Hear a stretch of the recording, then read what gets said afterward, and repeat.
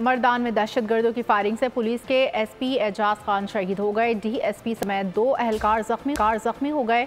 दहशतगर्दों के खिलाफ intelligence based operation किया गया, जिसमें पुलिस को इंतहाई मतलूब दहशतगर्द मोहसिन कादिर और उसका साथी मारा गया।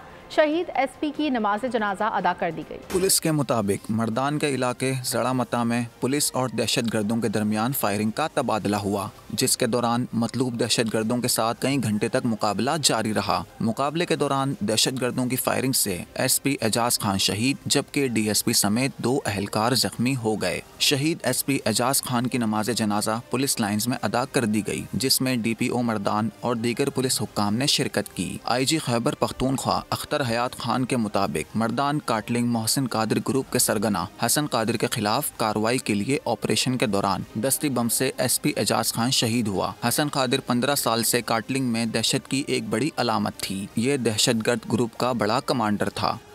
ये इस एरिया में दहशत की एक निशानी थी। यहाँ का बड़ा कमांडर था। इसका ग्रुप इस पूरे एरिया में तकरीबन 15 साल से एक्टिव था।